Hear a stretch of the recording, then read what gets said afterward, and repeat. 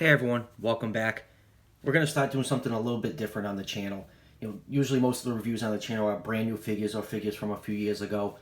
Recently, I found a lot of my old dinosaur stuff at my parents' house, and it got me thinking that I would love to do some retro reviews of all the figures that are no longer being made that are from 10, 15, 20, even 30 years ago. I'm very excited that I finally found a lot of my old dinosaur toys. I found a ton of stuff over the weekend. I found my Dino Riders, some of the original Carnegie Collection, and a box full of Invicta, which is what this model is. And this model right here is the Invicta Apatosaurus slash Brontosaurus. It actually has both names printed underneath its stomach. And this toy is very special to me. This is my favorite childhood dinosaur toy that I had when I was growing up. And I can actually remember where I got this toy. If you're familiar with the New England area, there's a dinosaur state park in Connecticut that has a very large early Jurassic dinosaur trackway preserved, and it's in a giant dome building. And I remember my parents took me there in the late 80s to go check it out. And after we're done, we of course go through the gift shops. I could pick out some new dinosaur toys. And that is when I was first introduced to the Invicta toy line. For those of you that don't know, Invicta is a plastic company that worked in tandem with the British Museum of Natural History in 1974 and started producing these, monocolor, hard plastic dinosaur models. And these are truly the first museum line dinosaur figures that we ever got. They are pretty much the precursor of what the Carnegie Collection was going to be when that came out in 1988. The cool thing about the Invictas is, even though they are one color, they are made out of this hard plastic, and they are pretty much indestructible. I mean, I was a little kid. I absolutely beat the living crap out of these toys. And I'm just looking over my box. They just have a little bit of wear. Like if you look right here on the Apatosaurus' head, if I can focus in there. Yeah, he's a little bit nicked up. I mean, I absolutely put these toys through the ringer. I mean, I left them outside for weeks, months, years at a time in the backyard. I would just randomly find them, and they were just looking just like the day I bought them, pretty much, except for a couple nicks and scratches. And the cool part about this line also is that all the figures were sculpted in a 1/45 scale. So all the figures in the line scaled in with each other. So for example, here is their old Tyrannosaurus Rex, and you can see that scales really nicely with the Apatosaurus. Now, these figures weren't available at like every store back then. I only ever saw them in museum gift shops. So if you didn't go to a museum, you probably were never going to run into these. And then when the Carnegie Collection came out in 1988, Invicta started releasing some of their older molds that were actually painted to compete with that line. And then by the early 90s, Invicta completely disappeared. So I hope you enjoyed that quick history on Invicta.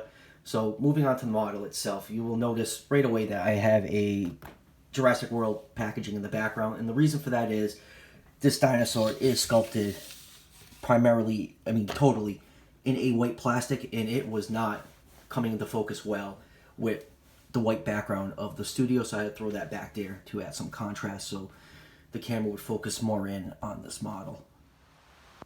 This Apatosaurus came out in 1987, and I think I got it roughly around that time, somewhere between 1987 and 1989, I believe I got this model, and I absolutely love this thing. Even to this day, this is still a cool looking Apatosaurus, even though it is totally, we're in 2019 now, that our scientific understanding of what these animals look like has vastly changed. And this is a pretty sizable model. Like I said earlier, Invicta sculpted these to be roughly in the 145 scale. So let's do a quick measurement of this guy. Let me see if I can get almost all of him into shot. So from the tip of the tail to the nose, figure is just shy of 18 inches long, and to the top of the head, just about 5 inches tall. And looking at this figure, it does kind of look very plain, but when you pull it in closer, and taking a look at some of the detail. These figures are actually pretty well sculpted. You just have to look for it since it is cast in a very hard plastic. You got a lot of nice wrinkles and fold. It's very common for sauropod figures to just have that wrinkly looking elephant-like skin, and this model is no different. I kind of, like I said earlier, this figure has been put through the ringer, so a lot of the head detail is chipped away, but it doesn't have that old style head that Apatosaurus / Brontosaurus was thought to have way back in the day, before they realized that it had more like Diplodocus instead of Camarasaurus. And let me see the other side of the head. It looks get a little bit more detail. You can see, I believe the nostrils were closer to the front. Can't really tell since it's all scuffed up. You got the eye right there in the ear. You have a little bit of a mouth slit. Got a little dewlap of skin starting underneath the jaw. And you got some nice wrinkles and lines going all the way down the neck. And getting to the legs, the feet are that old style, that old elephant looking style that they used to give sauropods, just to show how heavy and slow they were. But we know now that the front feet of most sauropods, it almost looked like a horseshoe shape. The only claw that would be visible on this foot now would be this outer thumb claw, and the rest of these would be covered with skin. And moving on to the back legs, only these 3 claws would be showing in real life, and these other 2 right here would be covered by skin. And they gave this animal a nice long tail, not as long as it should be, but this is still a really nice looking Apatosaurus model, despite its inaccuracies.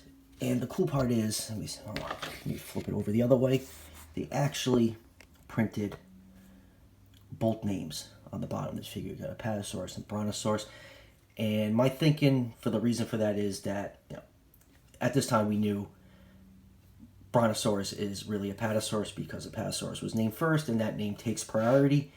So Brontosaurus is a name that still to this day is ingrained in a lot of people's head. When you mention it, they know exactly what animal you're talking about, and it is definitely one of the most popular dinosaur names. So they probably put it on here to make it more recognizable for people that are just casually picking up these figures. So let's move on to a few comparisons with some other figures. I actually have a couple more sauropods from the Invicta line, and they are all in scale with each other. First up is their Diplodocus. Just move away so you can actually see the body quick. And the Diplodocus is actually one of the first figures Invicta ever did. I believe this figure came out in 1974. And here is a lesser known sauropod. This is their Dinosaurus. And here's one more sauropod, because here it is with, pull back a little bit. Here it is with their Brachiosaurus, which is a really tall, cool figure from them. And here it is with some modern figures. Here it is with the Collectae Brontosaurus. There's a lot of debate now that Brontosaurus is actually a separate genus than Apatosaurus. Now there was a study that came up that there was enough variation in some of the bones where it could be a valid species, but that is still currently up for debate. Personally, I think it would be pretty cool if Brontosaurus was a valid genus, since it is such a popular dinosaur name. And here it is with the 2011 Safari Ltd Apatosaurus, and you can really see the difference between them. You got the tail held up high, you got the long whip-like tail, the claws are mostly covered by the skin. You can see that horseshoe-shaped front feet. And this is, right now, one of my favorite models from Safari. I'm always a big fan of Apatosaurus models. And last but not least, here it is with the Papo juvenile Apatosaurus. It is like night and day with all the awesome painting that Papo does for their figures compared to this monocolored piece of plastic. So that will do it for the review, guys. I hope you like this retro style review. If you really like this, let me know in the comments if you want me to keep doing these. I have a lot of old stuff. Like I said, found my Dino Riders, got some old Carnegies, I got more Invicta, and I actually found a few of the old definitely Dinosaurs. So some of you might actually know what I'm talking about. And if you're actually interested in trying to track some of these down, your only bet is eBay, or maybe visit some of the dinosaur forums and search out their classifieds and see if anyone's selling these. I don't think these go for a terribly high price. I really haven't looked into the pricing of these things because I just found them. I knew I had them, so I never ever looked into their prices because I wasn't going to repurchase them since I have most of the figures in the set. But yeah, I'm really happy that I did the review on this figure. This is just such a special figure to me, and I will always cherish this old school looking Apatosaurus. So as always, guys, don't forget to hit like and subscribe, and I'll see you for the next one.